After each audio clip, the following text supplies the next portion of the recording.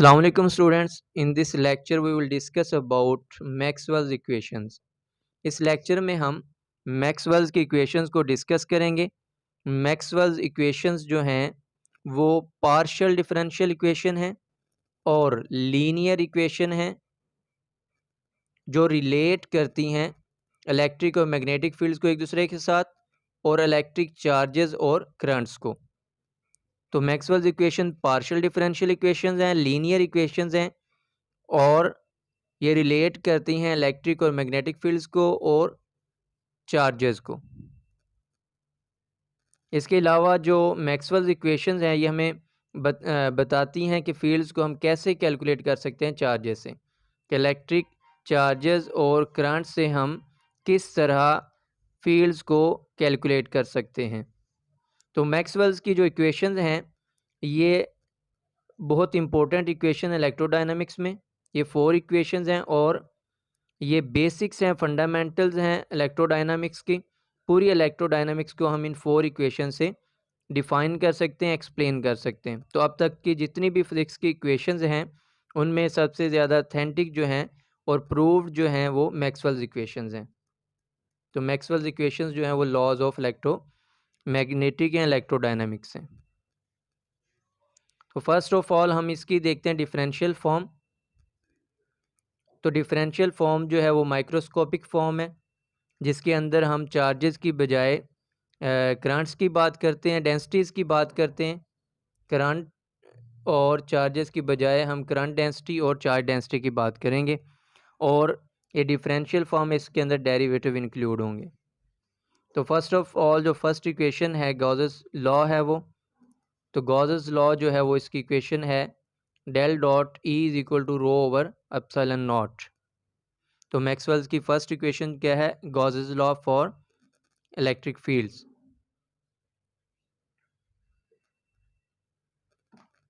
तो divergence of E from source और point is equal to 1 over epsilon times of charge density at that point. कि जो divergence है electric field की किसी सोर्स से या पॉइंट से वो इक्वल होगी 1 over epsilon times of the charge density, उस पॉइंट पे जितनी चार्ज डेंसिटी। तो ये फर्स्ट जो है हमारे पास गॉसेस लॉ है और अगर हमारे पास चार्ज डेंसिटी अवेलेबल हो तो हम इलेक्ट्रिक फील्ड को कैलकुलेट कर सकते हैं by using this first equation of Maxwell. Second Maxwell equation है गॉसेस लॉ फॉर मैग्नेटिज्म।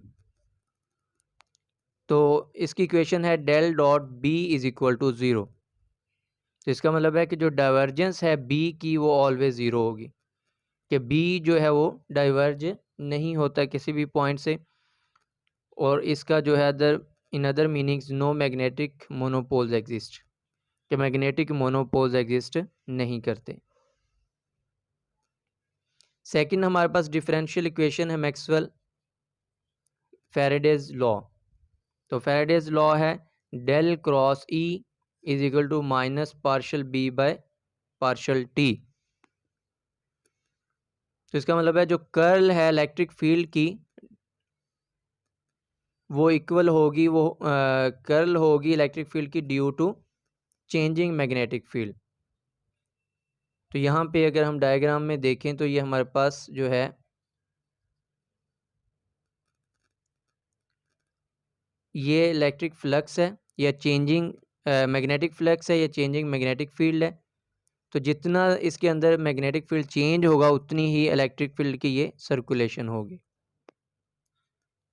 या कर्ल होगी। तो कर्ल ऑफ इलेक्ट्रिक फील्ड जो है वो किसकी वजह से आ रहा है? चेंजिंग मैग्नेटिक फील्ड की वजह से। फोर्थ मैक्सवेल इक्वेशन है एम्पेयर मैक्सवेल लॉ। तो इसमें जो है फर्स्ट ऑफ ऑल मैक्सवेल से पहले जो इक्वेशन थी इलेक्ट्रोडायनामिक की वो एम्पेयर्स लॉ थी, लेकिन मैक्सवेल ने फिर उसकी करेक्शन की और फोर्थ जो इक्वेशन बनाई उसका नाम है एम्पेयर मैक्सवेल लॉ, जिसमें मैक्सवेल्स की कंट्रीब्यूशन भी है। और मैक्सवेल्स की जो कंट्रीब्यूशन है वो ये है जिसको हम डिस्प्लेसमेंट करंट कहते हैं, epsilon partial E by partial T. तो ये जो है ये मैक्सवेल की कंट्रीब्यूशन है। तो फोर्थ इक्वेशन है del cross B is equal to mu naught J plus mu naught epsilon naught partial E by partial T. यहाँ पे जे जो है वो करंट है, इलेक्ट्रिक करंट है, और म्यू नॉट जो है वो परमिएबिलिटी है फ्री स्पेस की, और एप्सिलॉन जो है वो परमिटिविटी है फ्री स्पेस की। ई और बी फील्ड्स हैं। तो यहाँ पे कर्ल जो है मैग्नेटिक फील्ड की वो है ड्यू टू इलेक्ट्रिक करंट और चेंजिंग इलेक्ट्रिक फील्ड। तो दोनों की वजह से यहाँ पे मैग्नेटिक फील्ड की कर्ल एग्जिस्ट करेगी। यहाँ पे डायग्राम में अगर हम देखें तो चेंजिंग जो इलेक्ट्रिक फ्लक्स है या चेंजिंग इलेक्ट्रिक फील्ड है उसकी वजह से जो है बी की सर्कुलेशन होगी, तो वो इस तरह से होगी। अब इन इक्वेशंस में हमने देखा कि जो नंबर ऑफ वेरिएबल्स हैं वो नंबर ऑफ इक्वेशंस के इक्वल हैं। नंबर ऑफ वेरिएबल्स हमारे पास है इलेक्ट्रिक, मैग्नेटिक फील्ड और करंट और चार्जेस। तो चार हमारे पास वेरिएबल्स हैं और चार ही मैक्सवेल्स की इक्वेशंस हैं। तो नंबर ऑफ वेरिएबल्स जो हैं वो नंबर इक्वेशंस के इक्वल हैं, इस वजह से ये जो इक्वेशंस हैं वो सोल्वेबल हैं। तो माइक्रोस्कोपिक फॉर्म जो है वो डिफरेंशियल फॉर्म होती है और इनमें नंबर ऑफ जो वेरिएबल्स हैं वो नंबर ऑफ इक्वेशंस के इक्वल हैं, इस वजह से ये सोल्वेबल हैं। नेक्स्ट हमारे पास हैं इंटेग्रल फॉर्म। मैक्सवेल्स इक्वेशन की इंटेग्रल फॉर्म है जिसको हम मैक्रोस्कोपिक फॉर्म भी कहते हैं। तो इसमें फर्स्ट इक्वेशन है गॉसेस लॉ। तो गॉसेस लॉ की जो इक्वेशन है वो है इंटेग्रल इनक्लोज्ड ई डॉट डी ए Q enclosed over epsilon naught. तो ये हमारे पास फर्स्ट जो है वो इक्वेशन है इंटेग्रल फॉर्म में, मैक्रोस्कोपिक फॉर्म में। इसमें क्या है, इंटीग्रेशन जो है वो इन्वॉल्व होंगी मैक्रोस्कोपिक फॉर्म में, और दूसरा यहाँ पे चार्जेस और करंट्स की बात हम करेंगे। माइक्रोस्कोपिक फॉर्म में हम चार्ज डेंसिटीज़ की बात करते हैं, यहाँ पे हम चार्जेस और करंट की बात करेंगे। तो गॉसेस लॉ जो है E dot D is equal to Q enclose और एप्सिलॉन नॉट है। क्यू यहाँ पे जो है वो प्राइमरी सोर्स है इलेक्ट्रिक फील्ड का, कि चार्ज क्यू की वजह से प्रोड्यूस हो रहा है इलेक्ट्रिक फील्ड, कि किसी जो इलेक्ट्रिक फ्लक्स है या इलेक्ट्रिक फील्ड है, ये हमारे पास पूरा क्या इलेक्ट्रिक फ्लक्स। तो गॉसेस लॉ क्या बताता है कि जो इलेक्ट्रिक फ्लक्स है थ्रू एनी क्लोज सरफेस वो इक्वल होगा electric charge Q enclosed by that surface. जो सरफेस के अंदर जितना ज़्यादा क्यू इनक्लोज्ड होगा उतना उसका फ्लक्स होगा। और ये जो फर्स्ट मैक्सवेल की इक्वेशन है ये डिस्क्राइब करते हैं रिलेशन को बिटवीन इलेक्ट्रिक चार्ज और इलेक्ट्रिक फील्ड इट प्रोड्यूसेस। कि इलेक्ट्रिक फील्ड और इलेक्ट्रिक चार्ज के दरमियान ये रिलेशन को डिस्क्राइब करती है। कौन सा इलेक्ट्रिक फील्ड, वो इलेक्ट्रिक फील्ड जो इनक्लोज चार्ज की वजह से प्रोड्यूस होता है। सेकंड हमारे पास है गॉसेस लॉ फॉर मैग्नेटिज्म। इसकी इक्वेशन है close integral B dot A is equal to zero. क्या मैग्नेटिक फ्लक्स जो है वो क्लोज सरफेस के अंदर वो ज़ीरो होगा। तो यहाँ पे हम देख सकते हैं कि कोई प्राइमरी सोर्स एग्जिस्ट नहीं करता, और प्राइमरी सोर्स यहाँ पे क्या होगा, मैग्नेटिक फील्ड का करंट। तो यहाँ पे कोई मैग्नेटिक करंट जो है वो या मैग्नेटिक पार्ट जो एग्जिस्ट नहीं कर रहा। तो इसका मतलब है कि जो मैग्नेटिक फ्लक्स है through any close surface is zero, कि क्लोज सरफेस के अंदर जो मैग्नेटिक फ्लक्स है वो ज़ीरो होगा। इसका मतलब है कि मैग्नेटिक फील्ड लाइंस जो है वो कंटिन्यूस होती हैं और क्लोज्ड होती हैं, क्लोज्ड लूप बनाती हैं, हैविंग नो बिगनिंग और end, they are continuous and form closed loop. In other meanings no magnetic monopoles exist, या फ्लक्स जो है बी का जो फ्लक्स है यानी close surface is zero. Close surface के अंदर मैग्नेटिक फ्लक्स क्या होगा, ज़ीरो होगा। नेक्स्ट हमारे पास थर्ड मैक्सवेल इक्वेशन है फैराडेज लॉ। फैराडेज लॉ जो है वो हमारे पास होता है closed integral E dot D L is equal to minus D by D T B dot D A. यहाँ पे ये हमारे पास क्या है, मैग्नेटिक फ्लक्स। तो changing of magnetic flux is equal to electric field closed around a close surface. तो यहाँ पे हमारे पास सेकेंडरी सोर्स एग्जिस्ट कर रहा है, प्राइमरी एग्जिस्ट नहीं कर रहा। सेकेंडरी सोर्स कौन सा है? मैग्नेटिक फील्ड है, कि मैग्नेटिक फील्ड की वजह से इलेक्ट्रिक फील्ड प्रोड्यूस हो रहा है। तो यहाँ पे हमारे पास सेकेंडरी सोर्स है। तो यहाँ पे जो मैक्सवेल्स की इक्वेशंस हैं, वहाँ जो राइट साइड पे हमारे पास होता है वो सोर्स होता है, और जो लेफ़्ट साइड पे होता है वो इफ़ेक्ट होते हैं। तो हमारा यहाँ पे जो सोर्स है वो मैग्नेटिक फील्ड है, और मैग्नेटिक फील्ड जो है वो सेकेंडरी सोर्स है।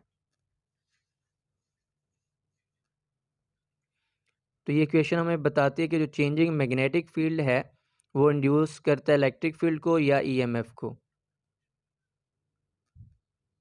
कि changing magnetic field induces EMF और इलेक्ट्रिक फील्ड। जो डायरेक्शन है इस इंड्यूसेस ईएमएफ की, वो अपोज करेगी अपनी चेंज को, तो वो मैग्नेटिक फील्ड को अपोज करेगी। थर्ड मैक्सवेल इक्वेशन जो है वो क्या है? फैराडेज लॉ ऑफ इंडक्शन है, और इंक्लूड करती है लेंज़ेज लॉ। तो थर्ड मैक्सवेल इक्वेशन के अंदर फैराडेज लॉ भी है और लेंज़ेज लॉ भी है। फैराडेज लॉ क्या कौन सा है? ये हमारे पास फैराडेज लॉ है नेगेटिव साइन के अलावा, और नेगेटिव साइंस जो है ये लेंज़ेज लॉ को इंक्लूड करता है, कि ये डायरेक्शन को बता रहा है कि जो ईएमएफ इंड्यूस होगी वो मैग्नेटिक फील्ड की अपोजिट डायरेक्शन में होगी, इसकी चेंज को अपोज करेगी। तो थर्ड इक्वेशन जो है वो लेंज़ेज लॉ और फैराडेज लॉ पर कंसिस्ट करती है, और ये हमें बताता है कि जो इलेक्ट्रिक फील्ड जो है इससे प्रोड्यूस होगी इस मैग्नेटिक फ्लक्स से, वो क्लोज लूप बनाएगी, कि जो इंड्यूस इलेक्ट्रिक फील्ड होगी इस चेंजिंग मैग्नेटिक फील्ड की वजह से, मैग्नेटिक फ्लक्स की वजह से, इसकी वजह से ये जो इलेक्ट्रिक फील्ड इंड्यूस होगी, प्रोड्यूस होगी, वो क्लोज लूप बनाएगी।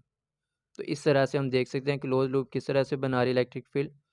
ये हमारे पास जो है एक क्लोज्ड एरिया जिसके अंदर मैग्नेटिक फ्लक्स जो है वो प्रोड्यूस हो रहा है या मैग्नेटिक फील्ड चेंज हो रहा है, उसकी वजह से जो इलेक्ट्रिक फील्ड है वो हमारे पास इस तरह से आई। तो इलेक्ट्रिक फील्ड जो है ये सर्कुलेशन ऑफ इलेक्ट्रिक फील्ड है, और ये मैग्नेटिक फ्लक्स इसके अंदर चेंज हो रहा है। तो इस तरह ये क्लोज लूप बनाएगी इलेक्ट्रिक फील्ड। नेक्स्ट हमारे पास है फोर्थ एम्पियर मैक्सवेल लॉ। जो फोर्थ इक्वेशन है मैक्सवेल्स की वो एम्पियर्स मैक्सवेल लॉ है, जिसमें एम्पियर लॉ और मैक्सवेल लॉ दोनों कंबाइन किए गए। तो ये हमारे पास जो है ये एम्पियर्स लॉ है, और ये वाला जो है ये हमारे पास मैक्सवेल लॉ है। तो मैक्सवेल की जो कंट्रीब्यूशन थी एम्पियर्स लॉ में वो ये वाली थी, जिसको हम डिस्प्लेसमेंट करंट कहते हैं। तो ये किस वजह से आई? कि फैराडेज लॉ में क्योंकि मैग्नेटिक फील्ड की वजह से इलेक्ट्रिक फील्ड प्रोड्यूस हो रही थी, तो मैक्सवेल ने कहा कि जब मैग्नेटिक फील्ड जो है वो इलेक्ट्रिक फील्ड को प्रोड्यूस कर सकती है, तो इलेक्ट्रिक को भी मैग्नेटिक फील्ड जो है वो प्रोड्यूस करनी चाहिए, इनके अंदर सिमेट्री होनी चाहिए। तो इस सिमेट्री को उसने फिर इस तरह से किया कि यहाँ पे जो है इलेक्ट्रिक फील्ड की वजह से मैग्नेटिक फील्ड प्रोड्यूस है। तो ये जो कंट्रीब्यूशन है ये मैक्सवेल्स की। तो यहाँ पे हम देख सकते हैं कि दोनों सोर्सेज मौजूद हैं। ये लेफ़्ट साइड पे क्या होते हैं? सोर्सेज होते हैं, और यहाँ पे क्या होते हैं? इफेक्ट होते हैं राइट साइड लेफ़्ट साइड पे, और राइट साइड पे सोर्सेज। तो यहाँ पे ये प्राइमरी सोर्स है कि करंट की वजह से क्या प्रोड्यूस हो रहा है? Magnetic field. और ये सेकेंडरी सोर्स है कि इलेक्ट्रिक फील्ड की वजह से क्या प्रोड्यूस हो रहा है? Magnetic field. मैग्नेटिक फील्ड्स जो हैं वो जनरेट हो सकते हैं मूविंग चार्जेस की वजह से, मतलब करंट की वजह से, या चेंजिंग इलेक्ट्रिक फील्ड्स की वजह से। ये जो फोर्थ मैक्सवेल इक्वेशन है ये कंबाइन करती है एम्पेयर्स लॉ को, और ऐड करती है इसके अंदर सोर्स ऑफ मैग्नेटिक फील्ड जो कि है चेंजिंग इलेक्ट्रिक फील्ड। तो इन इक्वेशंस में भी अगर हम देखें तो यहाँ पे नंबर ऑफ जो वेरिएबल्स हैं वो नंबर ऑफ इक्वेशंस के इक्वल हैं। 4 वेरिएबल्स हैं और 4 ही इक्वेशंस हैं। 4 वेरिएबल्स कौन से हैं? इलेक्ट्रिक फील्ड, मैग्नेटिक फील्ड और इलेक्ट्रिक करंट और चार्ज। और 4 ही मैक्सवेल्स की इक्वेशन है। तो number of variables number of equations के इक्वल है, इस वजह से ये जो इक्वेशंस हैं ये सॉल्वेबल इक्वेशंस, इनको हम सॉल्व कर सकते हैं। तो यहाँ पे अगर हम कंपैरिजन करें माइक्रोस्कोपिक और मैक्रोस्कोपिक जो फॉर्म थी मैक्सवेल्स की इक्वेशंस की, तो इनमें से कौन सी प्रेफरेबल होगी, तो प्रेफरेबल जो है वो माइक्रोस्कोपिक फॉर्म है। क्यों है? क्योंकि इसको इजीली सॉल्व कर सकते हैं। क्यों इजीली सॉल्व कर सकते हैं? क्योंकि इसके अंदर डेरिवेटिव्स हैं। एक तो ये कि इसके अंदर डेरिवेटिव्स हैं, दूसरा ये कि इसके अंदर चार्ज और करंट डेंसिटीज़ हैं। तो डेंसिटीज़ को डील करना और डेरिवेटिव्स को डील करना इजी होता है, जबकि मैक्रोस्कोपिक में चार्जेस और करंट्स हैं और इंटीग्रेशन है, इस वजह से वहाँ पे उसको सॉल्व करना मुश्किल होगा। तो माइक्रोस्कोपिक फॉर्म जो है वो इजीली सॉल्वेबल है, इसलिए इनको हम प्रेफर करते हैं। तो ये हमारे पास जो है वो मैक्सवेल्स की इक्वेशन थी, जिसमें हमने उनकी इंटीग्रल फॉर्म भी देखी और डिफरेंशियल फॉर्म भी देखी, और हमने देखा कि जो डिफरेंशियल फॉर्म है उनको सॉल्व करना इजी होता है, इसलिए वो प्रेफरेबल होती हैं। तो नेक्स्ट इंशाल्लाह हम अगले लेक्चर में डिस्कस करेंगे। ओके जी, अल्लाह हाफिज़।